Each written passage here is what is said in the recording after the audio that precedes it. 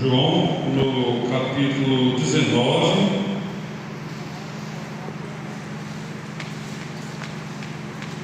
verso 28. João 19, verso 28.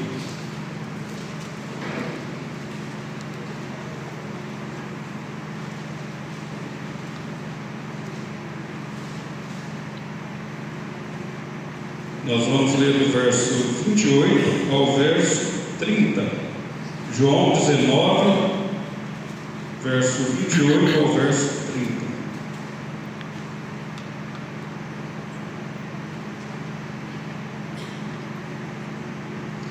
O título diz assim: A morte de Jesus. Depois, vendo Jesus que tudo já estava consumado, para se cumprir a Escritura, disse: Tenho sede. Estava ali um vaso cheio de vinagre, embeberam de vinagre numa esponja, fixando no caniço de esopo. Lá chegaram à boca. Quando, pois, Jesus tomou o vinagre, disse: Está consumado. E, inclinando a cabeça, rendeu o Espírito. Vamos orar? Amado Deus, Pai de infinita misericórdia, Senhor, Criador do céu e da terra, em nome de Jesus, nós oramos aqui para que o Senhor, pelo Teu Espírito Santo, possa guiar a ministração dessa bendita palavra, que somente a Tua palavra venha ser bradada nessa noite. É o que nós pedimos e agradecemos, em nome de Jesus. Amém. Amém. Irmãos, é um texto bastante conhecido, fala sobre a morte de Jesus, e tem uma palavra especial nesse texto que mudou toda a história da humanidade. E não é difícil nós vermos na história da humanidade pessoas que tinham sobre os seus lombos responsabilidades e que às vezes disseram uma palavra que foi mal interpretada e também mudou a história da humanidade, muitas vezes de maneira negativa. O caso do primeiro-ministro japonês, que em 1945, durante a Segunda Guerra, o Japão, que já tinha invadido diversas terras, que era uma força exponencial, eles receberam um ultimato dos Estados Unidos, que se eles não realizassem uma rendição total, os Estados Unidos iam contra-atacar de maneira absolutamente ofensiva. E o primeiro-ministro japonês, ele disse a seguinte palavra: Mokuzatsu, que significa ignoramos a sua mensagem. Pelo menos é a maneira como foi interpretada pelo presidente dos Estados Unidos. E mediante esta mensagem do primeiro-ministro japonês, uma semana depois, soltou-se 2 bombas, uma em Hiroshima, outra em Nagasaki, destruindo 2 cidades e milhares de vidas. Uma só palavra mudou a história de milhares de pessoas e gerações póstumas depois. E essa palavra tomou um rumo absolutamente negativo. Uma só palavra. E neste capítulo aqui que foi lido, nós percebemos Jesus, ele disse uma palavra muito interessante.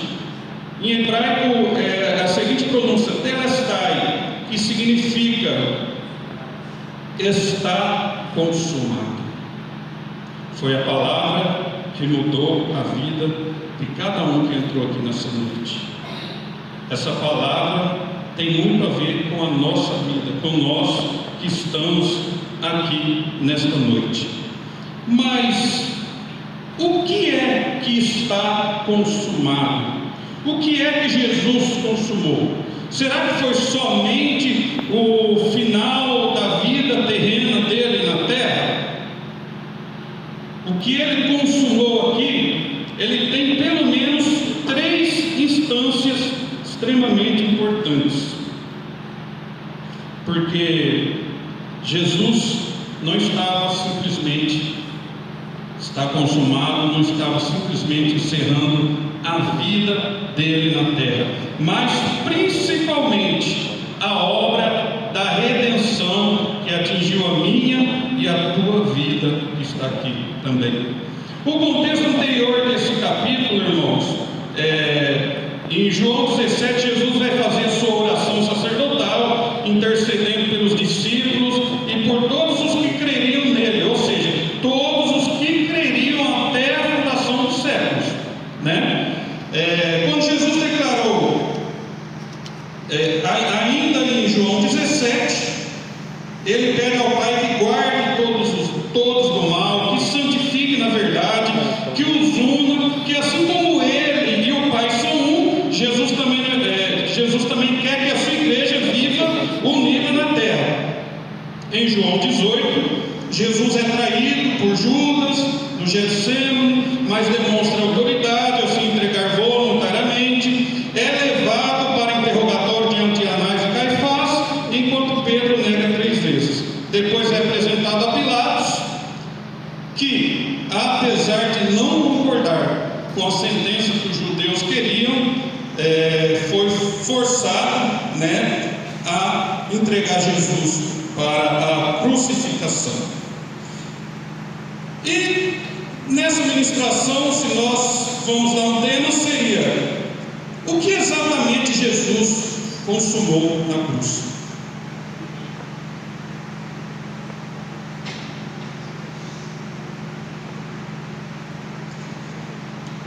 Quando Jesus disse que está consumado, ele não estava apenas declarando o fim da sua vida terrena, mas principalmente a vitória da redenção. Porque o que nós temos que entender é que a cruz não foi uma tragédia. A cruz, ela não foi um acidente, mas a cruz, ela foi o centro do plano de Deus na nossa vida. O centro do plano de Deus na vida de toda a humanidade. Jesus, que é Deus, deixou o resplendor da sua glória. Isso estava programado desde antes da fundação do mundo, para dar vida por mim e por você que entrou aqui nessa noite, por você que crê nesse sacrifício redentor. Então, uma primeira pergunta que nós vamos fazer aqui: o que Jesus, hoje nós vamos responder, aliás, essa pergunta: o que Jesus consumou na cruz?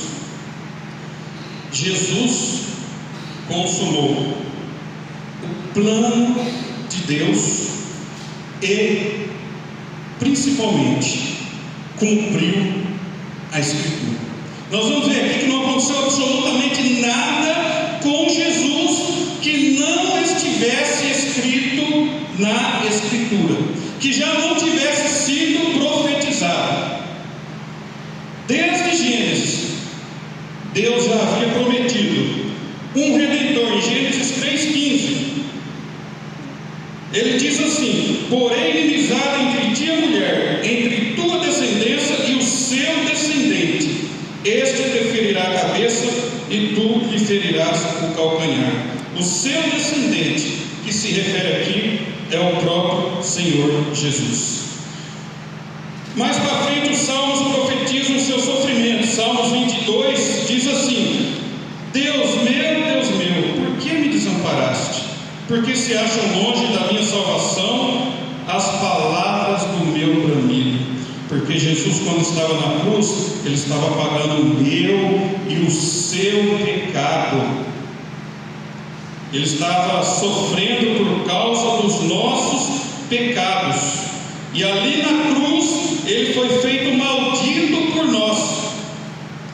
Isaías vai descrever também a respeito da morte substitutiva de Jesus. Em Isaías 53, ele diz assim: todavia o Senhor agradou moê-lo, fazendo enfermar. Quando der ele a sua alma como oferta pelo pecado, verá a sua posteridade e prolongará os seus dias, e a vontade do Senhor prosperará nas suas mãos. Irmãos, essa igreja aqui hoje, e todos que louvam e adoram o nosso Deus neste momento, é resultado exclusivo da morte de Cristo. Não é porque havia algo especial em você, não é porque eu ou você tem algum mérito, não é porque nós tivemos um dado momento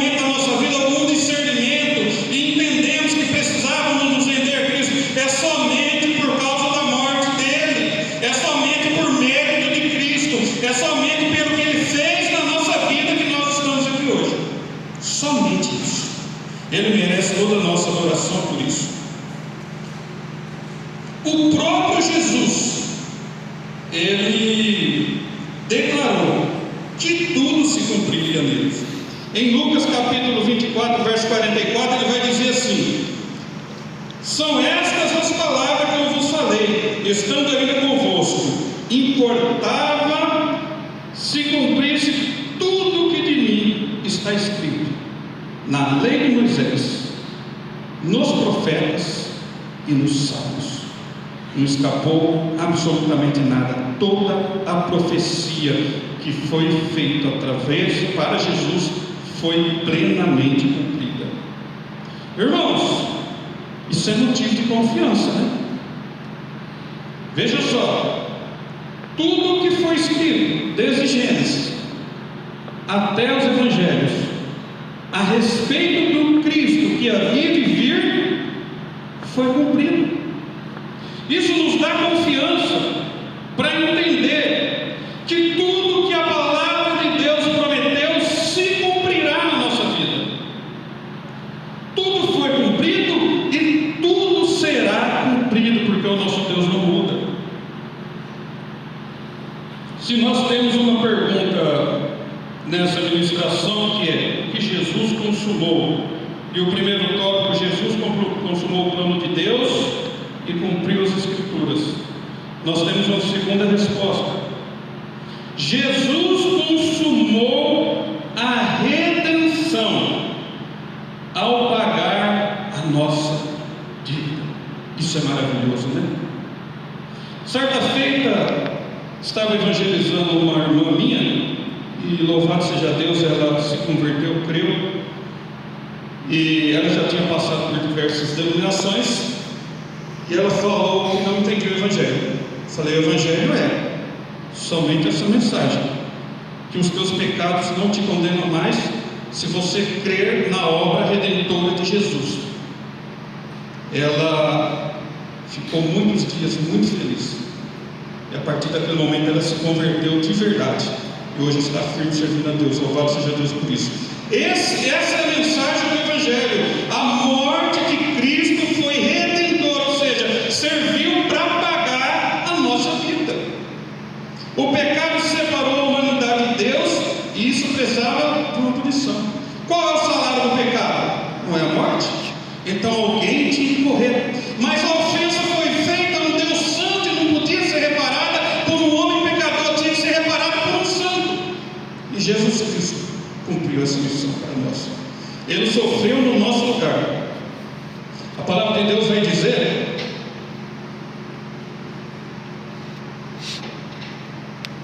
em Isaías capítulo 53, versos 5 e 6: mas ele foi traspassado pelas nossas transgressões e moído pelas nossas iniquidades. O castigo que nos traz a paz estava sobre ele. Todos nós andávamos desgarrados como ovelha que não tem pastor. Cada um se desviava pelo seu caminho, mas o Senhor fez cair sobre ele a iniquidade de todos nós. Você está em paz aqui hoje? Você está sentindo a paz de Jesus no seu coração? Isso teve um preço e não foi barato. Você pode hoje, mediante as tribulações, dobrar o seu joelho e orar a Deus? Isso teve um preço. E Ele deu acesso, Jesus deu acesso ao Pai somente pela sua morte na cruz. Ele cravou a nossa dívida na cruz.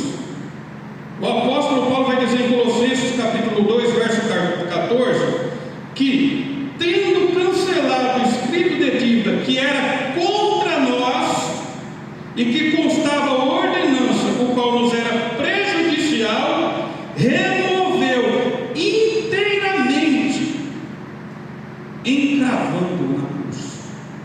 Olha, irmão, igreja, que obra que o Senhor fez na nossa vida, né? Nós que cremos. A palavra de Deus ainda vai falar, respondendo: Jesus consumou a redenção ao pagar a nossa dívida. Ainda vai dizer assim: Ele se fez pecado por nós, para que fôssemos justificados. Isso está em 2 Coríntios capítulo 5, verso 21. Aquele que não conheceu o pecado, Ele o fez pecado por nós, para que nele fôssemos feito justiça de Deus. Sem falar que com a morte de Cristo, o véu do templo foi rasgado. O que simboliza o véu do templo rasgado? Quando ele falou, está consumado, o véu do templo rasgou de cima a baixo, dando um recado para a humanidade. Agora você que era ímpio, você que era gentil, que não podia se achegar à comunidade de Israel, se você crê nesse sacrifício, você pode falar com o Pai. E Ele abriu o nosso caminho para que nós possamos falar com Deus. A cruz não foi um fracasso. A cruz, ela foi a vitória da graça de Deus na nossa vida. Por isso, irmãos, nós poderíamos fazer uma pergunta nesse segundo tópico: você crê nessa obra redentora? Você acredita que Jesus pagou todos os seus pecados? Você acredita que o que podia te condenar, Jesus tirou na cruz? Se você acredita nisso, nenhuma culpa mais pode te atingir. Está escrito na palavra de Deus em Romanos capítulo 8: porquanto agora nenhuma condenação há para os que estão em Cristo Jesus. A palavra de Deus diz nenhuma. Se você crê, obviamente você ama Ele, você vai procurar andar na doutrina, mas naquilo que você falhar, saiba de uma coisa: o teu Jesus já te perdoou, já morreu por você. E aí nós temos uma terceira resposta.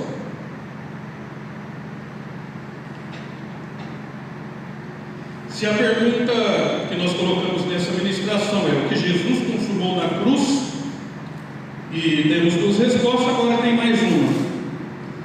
Jesus consumou a derrota de Satanás e garantiu a nossa salvação. Glória a Deus por isso. A cruz, ela não somente pagou a nossa dívida, mas ela foi mais além ainda. Ela destruiu o poder de Satanás e o poder do pecado.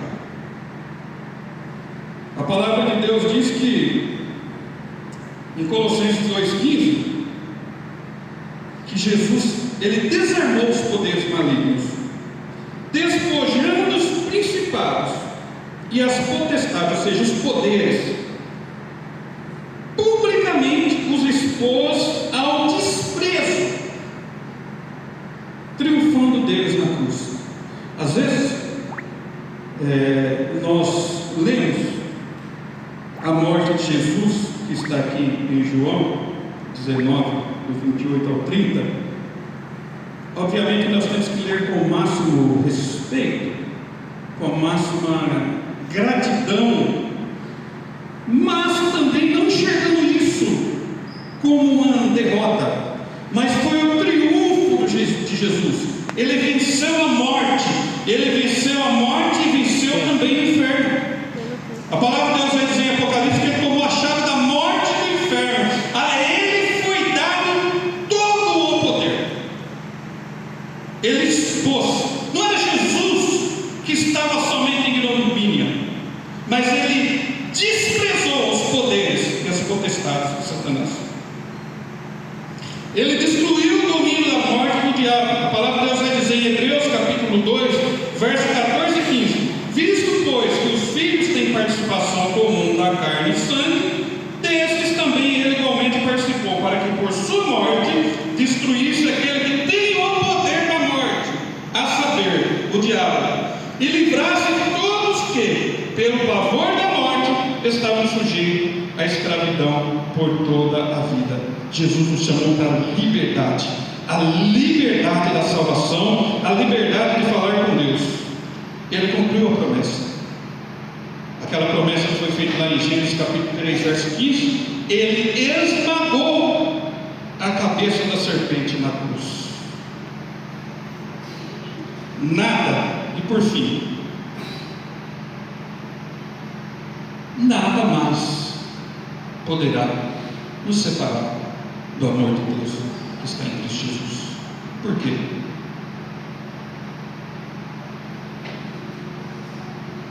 porque essa redenção ela foi plena. Então aquele que crê, uma vez que você tem plena certeza que o sacrifício de Jesus se aplica a você, imagine qualquer coisa, imagine tudo que você puder que possa ocorrer na tua vida, nada disso vai te separar do amor de Deus que está em Cristo Jesus.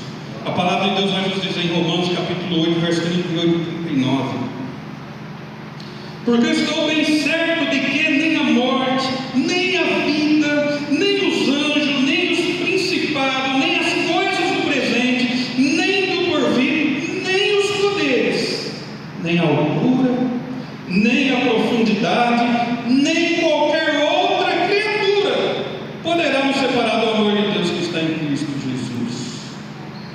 Às vezes nós temos plena certeza da nossa salvação pelo mérito de Cristo, e nós cremos na palavra e sabemos que sobre nós que cremos na palavra é mistério que haja muitas tribulações e muitas situações desagradáveis, né? Muitas vezes alguém acha que servir Jesus não vai ter mais tribulações e coisas que talvez você não gostaria que acontecesse. Vai acontecer sim, mas nada disso vai tirar a tua certeza, a tua esperança de um dia morar com Cristo no céu. E se nós podemos fazer uma aplicação, isso o diabo não tem mais poder sobre aqueles que pertencem a Cristo. Nossa salvação é eterna, segura nas mãos do Salvador. E quem falou isso foi o próprio Cristo. Ele falou isso lá em João, no capítulo 10, verso 28. Eu lhes dou a vida eterna, jamais perecerão, ninguém as arrebatará da minha mão. Sabe o que Jesus falou, irmão? Que você que está aqui, que você que creu nele, que ninguém, ele não falou somente alguém, não, ele falou: ninguém vai te arrebatar da mão dele, ele vai te conduzir até o fim, porque em outra parte da palavra está escrito: aquele que começou a boa obra em nós, ele mesmo vai concluir. E nós estamos na mão de Deus, né? Ele vai concluir essa boa obra. E se nós podemos concluir, é que diante da urgência dos tempos, somos chamados a proclamar o Evangelho. Veja, se Jesus realizou essa obra em nós, se nós temos consciência que nós somos eleitos, se nós temos consciência que nós somos salvos, qual é o nosso papel hoje? Somente vir à igreja de domingo? Somente vir à EBD domingo de manhã, quarta-feira nos grupos de ensino? Não. Nós temos o dever, nós temos a obrigação de proclamar essa obra que se operou dentro do nosso coração. Nós temos o dever de anunciar o Evangelho. É difícil pensar em alguém que recebeu uma dádiva tão grande, que recebeu um tesouro tão grande, e não poder falar, e não ter vontade de falar, não ter vontade de proclamar, não se compadecer daqueles que estão sofrendo. Então a igreja tem esse papel, proclamar o Evangelho. A palavra de Deus vai dizer em Mateus capítulo 28, verso 19: Jesus, já após a sua ressurreição, ele aparece a diversos discípulos, e certa feita ele entra em um lugar onde estão os discípulos. Já tinha aparecido, né, a todos eles, a Pedro e os demais também. Ele vai dizer assim: ide portanto, fazei discípulos de todas as nações, batizando-os em nome do Pai, do Filho e do Espírito Santo. Só isso? Só fazer discípulos, deixar isso para lá? Batizar e deixar para lá? Não. Ensinando-os a guardar todas as coisas que vos tenho ordenado.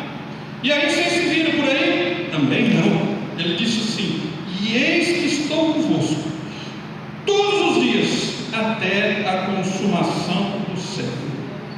Igreja, que essa seja a nossa missão, que essa seja a nossa prioridade da nossa vida: pregar Cristo, preparar a sua volta e conduzir outros à salvação.